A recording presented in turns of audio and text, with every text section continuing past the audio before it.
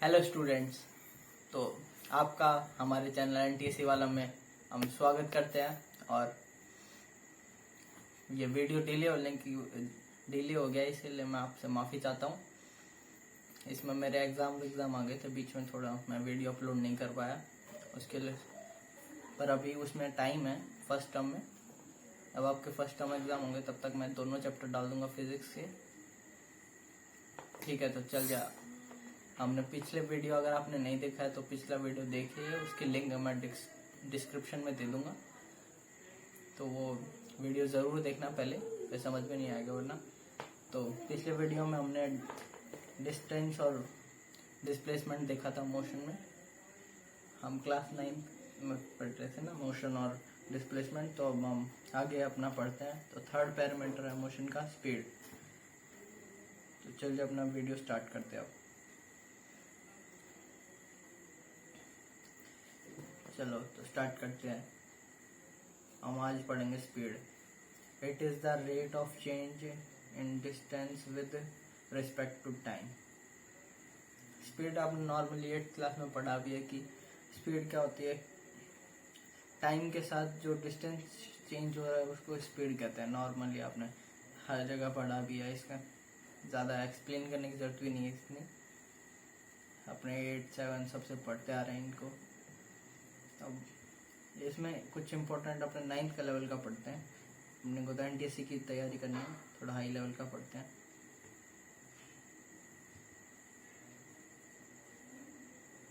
तो इसके अब कुछ केस पढ़ेंगे, इनमें सीधे डायरेक्ट फॉर्मूले बनाएंगे केस के लिए।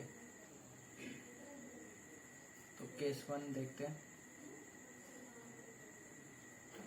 मैं सेट कर लेता हूँ। केस 1 है,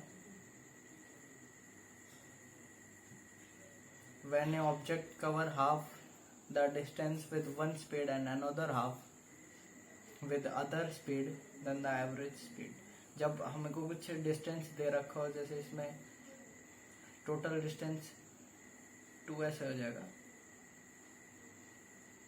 और तो इसमें हाफ डिस्टेंस s है और सेकेंड हाफ है 2s।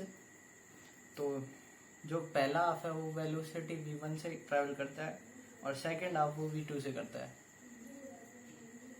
तो इसमें हम एवरेज स्पीड का फॉर्मूला, एवरेज स्पीड क्या होती है ये भी नॉर्मल आपने 8th क्लास में पढ़ा भी होगा। एक बार मैं थोड़ा सा बता देता हूँ कि एवरेज स्पीड होती है कि हमको अगर हमारे 2 स्पीड दे रखे हैं तो उसमें एवरेज हम नॉर्मल निकालते हैं। तो टोटल जो अमाउंट है और उनका नीचे जो उसके जिसके रिस्पेक्ट में एवरेज निकाल रहे हैं, या फिर जितने वो टर्म होती है उनके निकालते हैं टोटल का।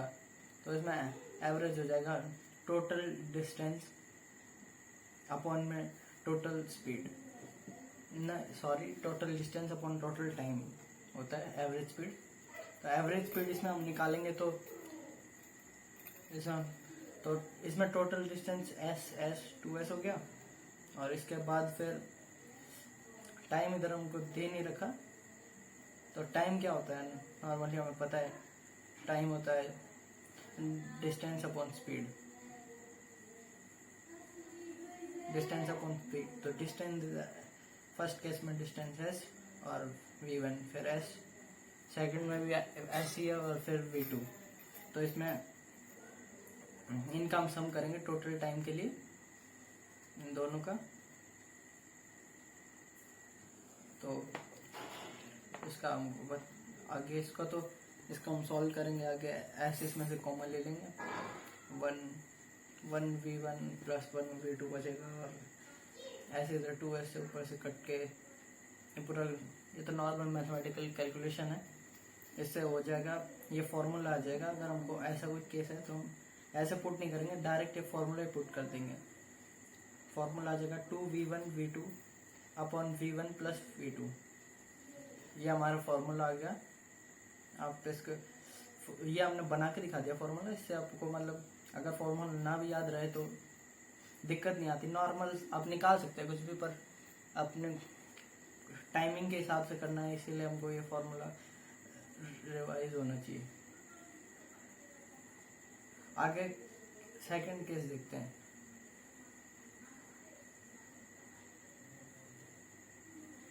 इसमें हमको केस 2 है, when an object covers some distance with speed v1 for a time, then for time t2 with speed v2। इसमें हमको डिस्टेंस का कुछ वो नहीं दे रखा होता, पर ऐसा होता है कि सम डिस्टेंस उसने v1 से किया इतने टाइम में, और बाकी डिस्टेंस उसने v2 से किया है t2 टाइम में। तो ये तो बिल्कुल नॉर्मल है। नॉर्मल हम एवरेज स्पीड निकालेंगे तो डिस्टेंस क्या होता है, पढ़ा है, डिस्टेंस होता है speed into time. Distance speed into time होता है, तो स्पीड इधर v1 है और टाइम t1 फर्स्ट केस में, और टोटल डिस्प्लेसमेंट, टोटल डिस्टेंस होता है एवरेज स्पीड में। तो इसमें v1 t1, तो ये हो गया d1 हो जाएगा, मतलब डिस्प्लेसमेंट डिस्टेंस हो गया अपना फर्स्ट, और सेकंड हो जाएगा ये सेकंड v2 t2 हो जाएगा, और अपॉन में टोटल टाइम करते हैं तो टोटल टाइम हो जाएगा t1 प्लस t2।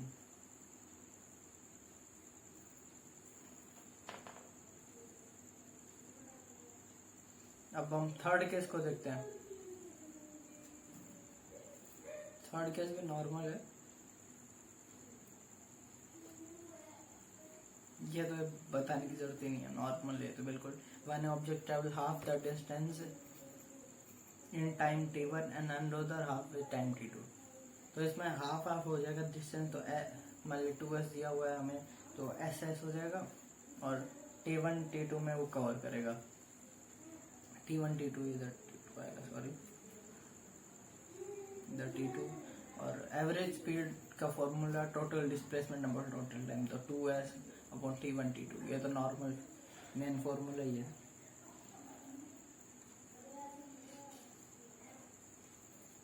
ये केस देखते हैं, ये केस भी थोड़ा इम्पोर्टेंट केस है।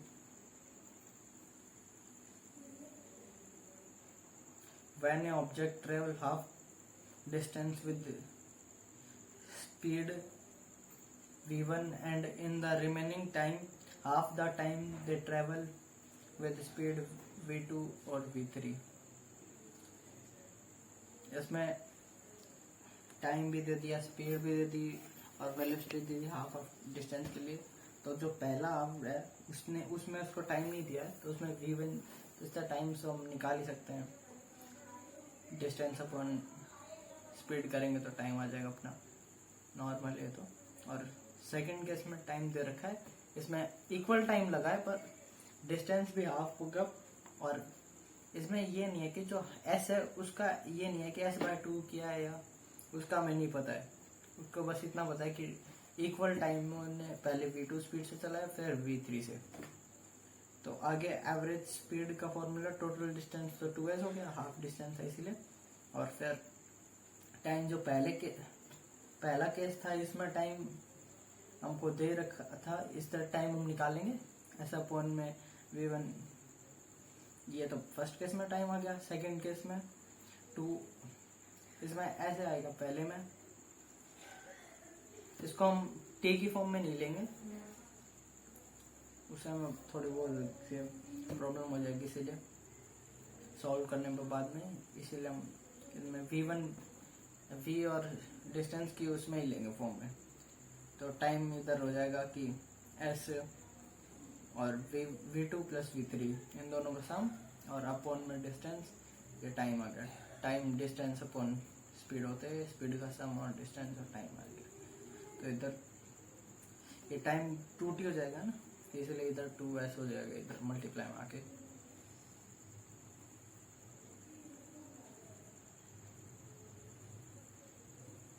तो इसको आगे हम सॉल्व करेंगे तो इधर 2 बचेगा, बाकी ये s कट जाएगा, इसको कॉमन लेंगे तब v1 अपॉन में v2 प्लस v3, इसको ऐड करेंगे तो 2v1 प्लस ये ऊपर जाएगा, तो v2 प्लस v3 और अपॉन में v2 प्लस में v3 प्लस 2v1। ये इसका सॉल्यूशन होगा। ये तो नॉर्मल मैथमेटिकल कैलकुलेशन है, हो जाएगा ये। आगे हम पढ़ते हैं वेलोसिटी, सेकेंड उस पर आते हैं।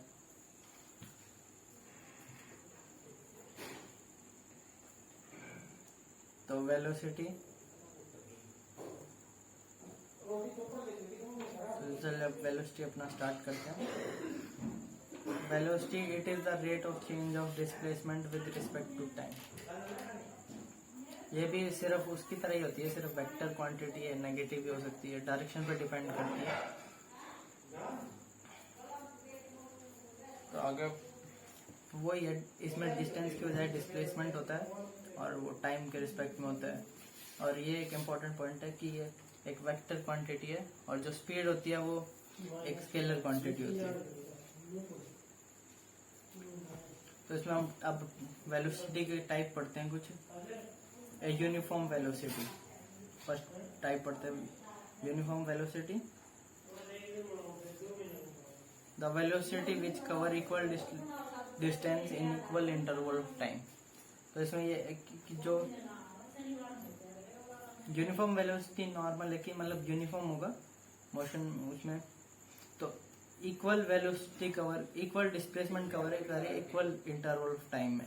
मतलब 1 सेकंड में 1 मीटर चल रहा है तो सेकंड में भी 2 मीटर चलेगा, फिर थर्ड सेकंड में 3 मीटर, ऐसे हो जाएगा। और ये इम्पोर्टेंट पॉइंट है वन डायरेक्शन, क्योंकि ये वेक्टर क्वांटिटी है, हम इसमें इसका भी ध्यान रखेंगे। In one direction the time interval में स्मॉल, और टाइम इंटरवल कितना भी छोटा हो तब भी ये इक्वल ही होना चाहिए। मतलब ऐसा नहीं कि हम मान ऐसे ले, इसमें जितना भी छोटा हम उसको कर रहे हैं टाइम को, फिर भी वो डिस्टेंस इक्वल ही आए, तभी वो यूनिफॉर्म वेलोसिटी होगी। जैसे हम अगर हमको ऐसे दे दे 10 सेकंड में 10 मीटर चल रहा है, अगली 10 में 10 चल रहा है, और उसका हम अगर पार्ट करें ऐसे कि 5 सेकंड में वो 7 चला है और अगली 5 में 3 चला है, तो वो यूनिफॉर्म वेलोसिटी होगी। यूनिफॉर्म में इक्वल ही होगा दोनों टाइम, चाहे हम कितना भी उसको टाइम को इंटरवल को छोटा कर लें। अगला नॉन यूनिफॉर्म, इसका अपोजिट हो जाएगा। The velocity which can not cover equal distance in equal interval of time.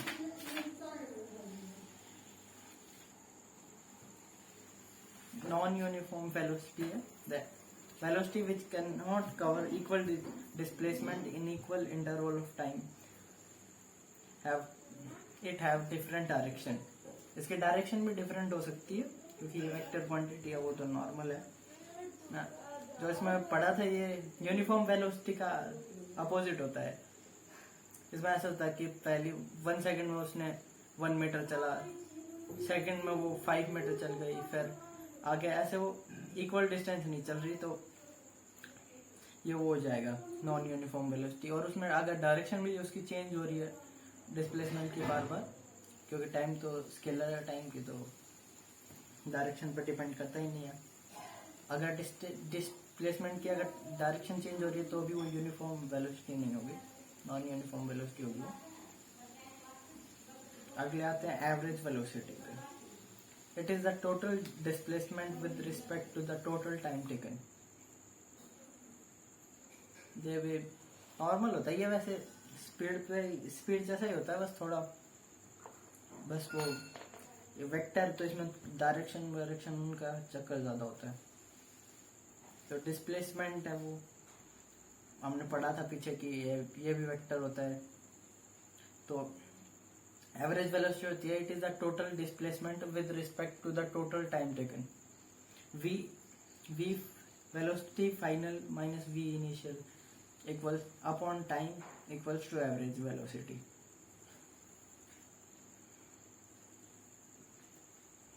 या इसको हम ऐसे भी लिख सकते हैं कि टोटल डिस्प्लेसमेंट, मतलब उसने डिस्प्लेसमेंट ऐसे कवर किया है अपॉन में टी, ये हो जाएगा। या फिर v initial minus v final, ये उसमें चेंज आ गया, वही हो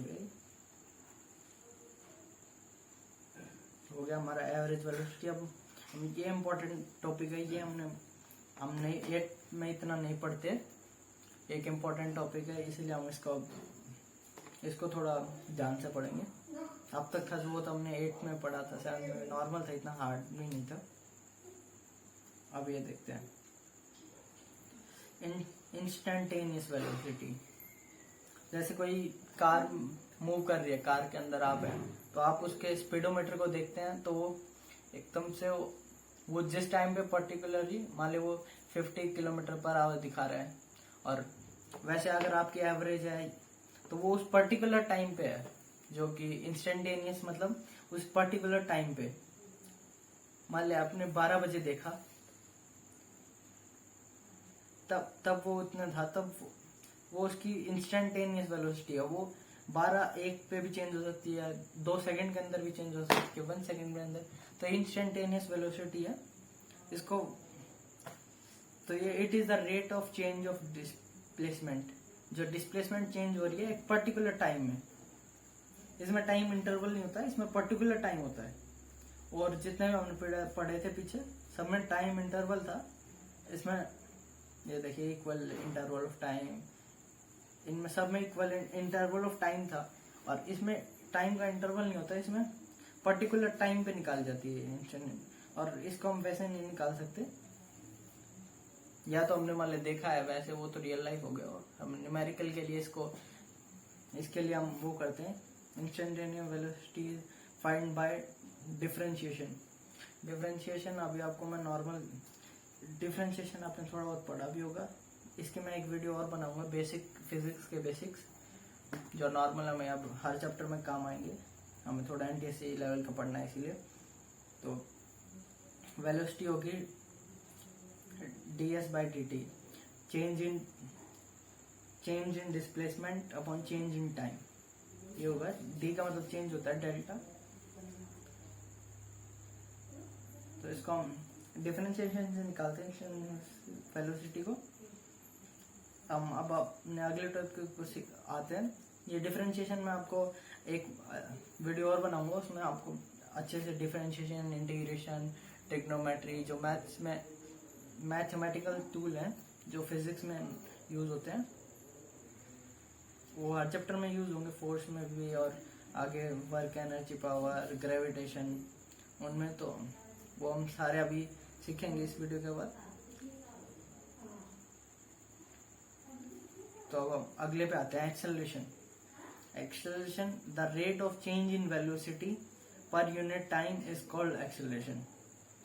जो वेलोसिटी थी वो रेट ऑफ चेंज और डिस्प्लेसमेंट थी पर यूनिट टाइम पर, वो तो वेलोसिटी होती है। और जब वेलोसिटी में चेंज होता है पर यूनिट टाइम में, उसे हम लोग एक्सेलरेशन कहते हैं। ये तो वो है, पता ही है हमें, वेक्टर क्वांटिटी होगी, क्योंकि वेलोसिटी और टाइम का वो होगा। आगे एक्सेलरेशन उसमें चेंज होता है, नॉर्मल थोड़ा बहुत पढ़ा भी आप लोगों ने। तो पहला, the constant acceleration. Acceleration constant हो सकता है, इंस्टेंटेनियस इसमें भी होते हैं, और तो हम ये पढ़ेंगे कांस्टेंट है। तो the rate of change of is velocity is constant. जब वेलोसिटी जो चेंज हो रही है वो इक्वल टाइम में इक्वल और does not change in times constant acceleration. In time constant acceleration वही है कि वेलोसिटी कॉन्स्टेंटली बढ़े, जो उसका रेट चेंज है, मतलब एक्सेलरेशन है, वो जब कांस्टेंट होता है। जैसे एक्सेलरेशन की यूनिट बताई नहीं है, तो इसमें होती है मीटर पर सेकंड स्क्वायर होती है।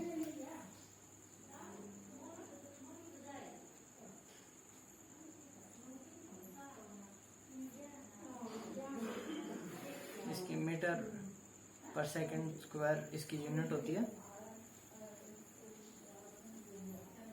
इसको मैं यूनिट को ड्राइव करके दिखाते हैं आप देखकर।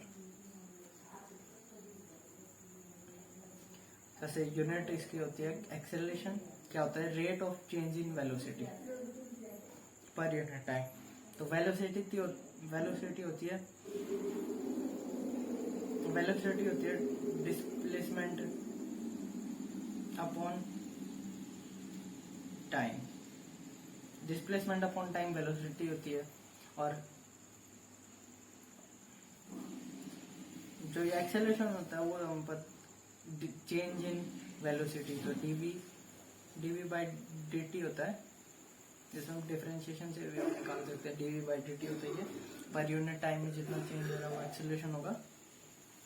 तो इसको हम इसकी यूनिट ड्राइव करते हैं एक बार। तो वेलोसिटी होती है डिस्प्लेसमेंट अपॉन टाइम, और ये तो वेलोसिटी होगी, और पर यूनिट टाइम में एक्सेलरेशन होता है, तो एक टाइम और हो जाता है नीचे मल्टीप्लाई में। तो इधर से अपनी यूनिट नहीं हो तो नॉर्मल को ड्राइव करनी आती होगी, वरना देख लीजिए। अभी डिस्प्लेसमेंट है उसकी यूनिट मीटर हो गई, और जो ये टाइम है, टाइम की सेकंड होती है, पता है, टाइम की सेकंड हो गई। तो ये टाइम 2 बार हो गए, सेकंड 2 बार हो गए तो सेकंड स्क्वायर हो जाता है, और ये अपॉन है तो मीटर पर सेकंड स्क्वायर इसकी यूनिट होती है, मीटर पर सेकंड स्क्वायर, ये इसकी यूनिट हो गई है।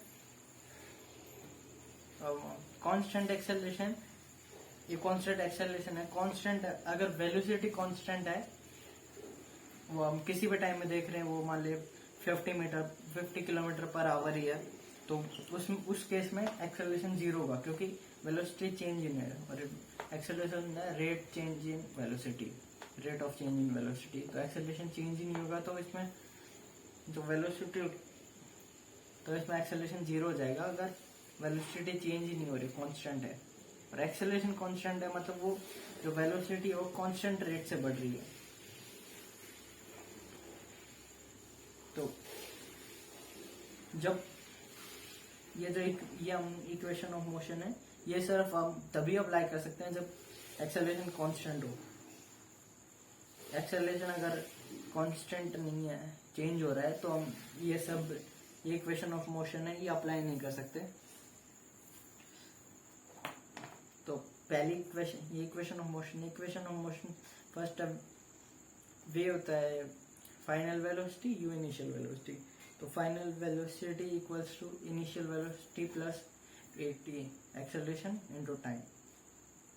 या तो नॉर्मल पुट करनी है तो वही है, फॉर्मूले ही है, इक्वेशन है मोशन की। Second equation v square minus u square equals to 2as, ऐसे डिस्प्लेसमेंट हो जाएगा, डिस्टेंस डिस्प्लेसमेंट।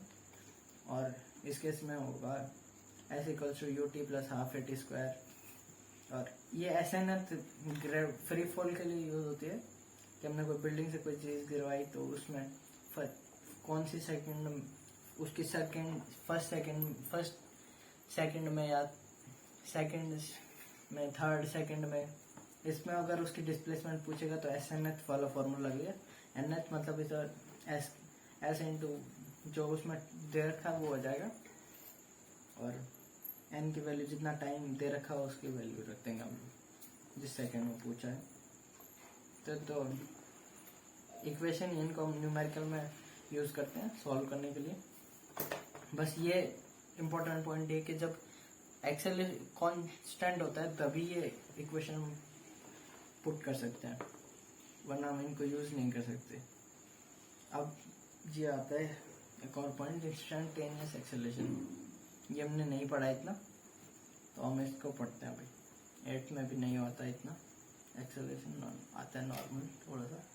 तो instantaneous acceleration, the rate of change of velocity at a particular time is called. इसमें वो है कि इंस्टेंटेनियस उसी पर्टिकुलर टाइम होगा, तो जो इंस्टेंटेनियस है, जो rate of change of velocity at a particular time, इसमें टाइम इंटरवल नहीं होगा, पर्टिकुलर टाइम पे जो होगा वो इंस्टेंटेनियस होगा। तो एक्सेलरेशन इसमें होगा dv/dt होगा, चेंज इन वेलोसिटी अपॉन में चेंज इन मतलब पर्टिकुलर टाइम। अगला, to find instantaneous acceleration we use integration.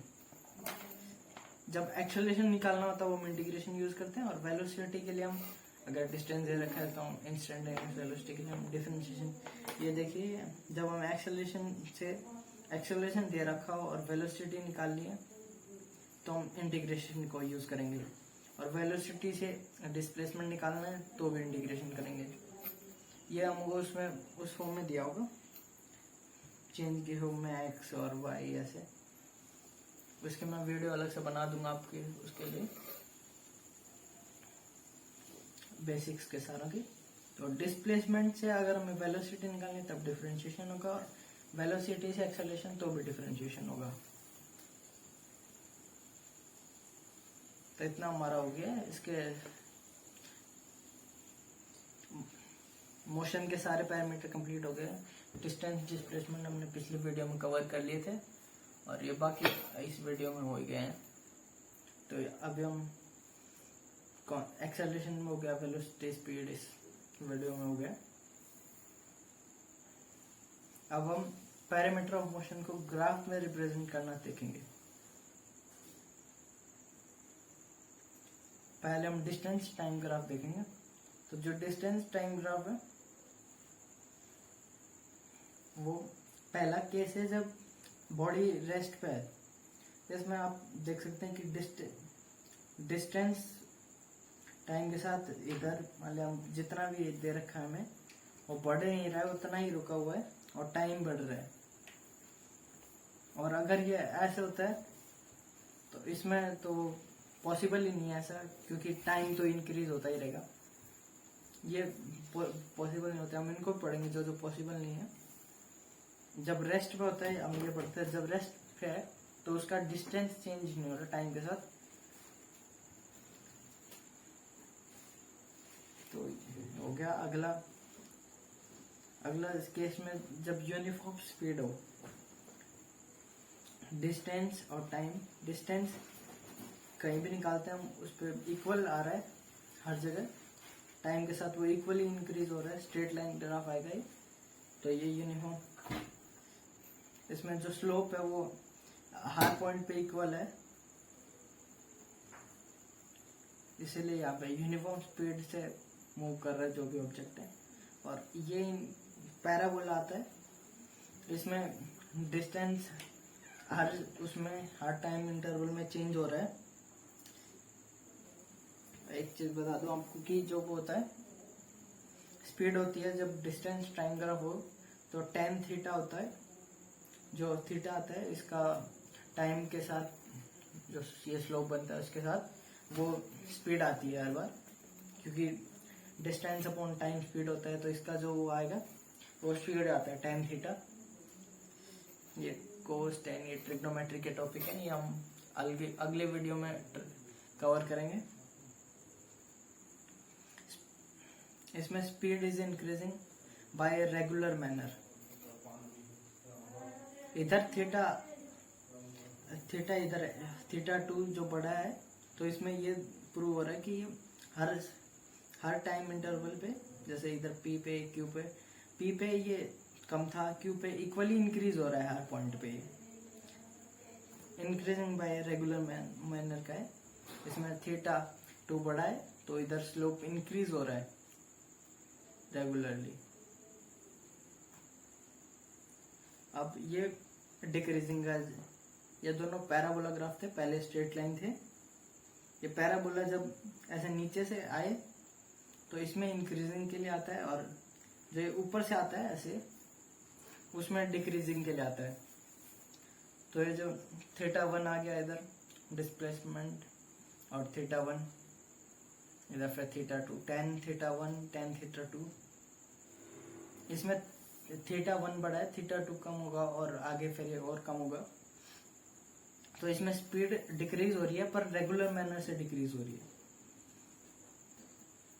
इसमें स्लोप डिक्रीज हो रहा है, बार बार थीटा कम होता जा रहा है।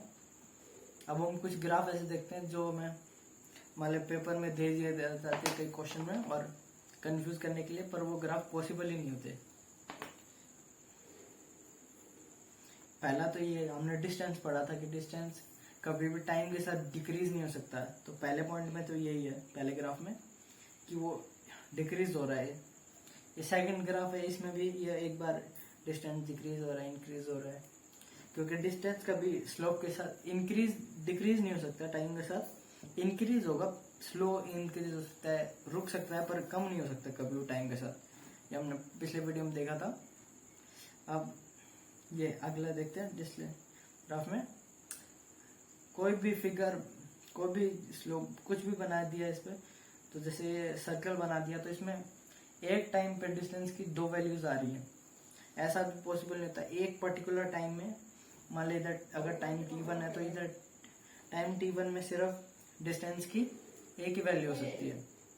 और दूसरा s1 है, s बना है, इसमें भी टाइम की 3 वैल्यू आ रही है एक टाइम पे। इधर ये सब में वही चीज बना रखी है कि एक पर्टिकुलर टाइम में एक ही वैल्यू हो सकती है। डिस्टेंस टाइम ग्राफ हो गया, डिस्प्लेसमेंट टाइम ग्राफ होते हैं। देखते हैं डिस्प्लेसमेंट वेक्टर है, डिस्टेंस स्केलर था, तो इसमें ग्राफ नेगेटिव भी जा सकता है क्योंकि डायरेक्शन पे डिपेंड करता है डिस्टेंस डिस्प्लेसमेंट। तो डिस्प्लेसमेंट टाइम ग्राफ देखते हैं। पहला तो ये रेस्ट वाला है क्योंकि इसमें डिस्प्लेसमेंट इंक्रीज नहीं हो रही है, तो सेम ही ग्राफ है, डिस्टेंस डिस्प्लेसमेंट दोनों में सेम बनेगा। एट रेस्ट पे टाइम तो इंक्रीज हो रहा है पर डिस्प्लेसमेंट वही है, बॉडी रेस्ट में। ये स्ट्रेट लाइन ग्राफ बनेगा मूविंग विद यूनिफॉर्म वेलोसिटी। वो यूनिफॉर्म वेलोसिटी से मूव कर रहा है इसमें ऑब्जेक्ट, तो इसमें थीटा हर जगह थीटा थीटा थीटा सब में इक्वल है थीटा, तो इसमें यूनिफॉर्म वेलोसिटी से।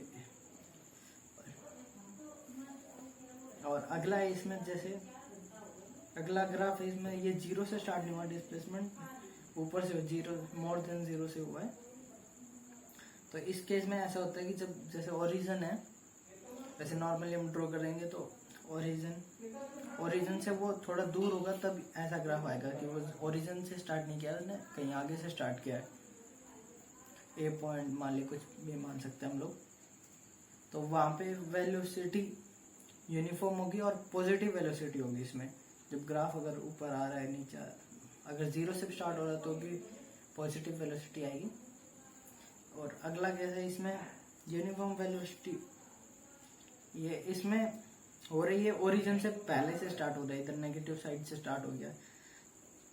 ऊपर वाले में इधर ओरिजिन से आगे था, इसमें ओरिजिन से पीछे नेगेटिव साइड में है। तो इसमें वेलोसिटी यूनिफॉर्म तो होगी पर नेगेटिव होगी स्टार्टिंग में, बाद में पॉजिटिव होगी। जब तक ये 0 पे नहीं आ जाती डिस्प्लेसमेंट तब तक ये नेगेटिव वेलोसिटी रहेगी। तो अभी इतना ही हमारा चैप्टर कंप्लीट होता है। तो हमारे चैनल एनटीएससी वालों को सब्सक्राइब कीजिए और बस सपोर्ट करते रहिए और पढ़ते रहिए। Thank you.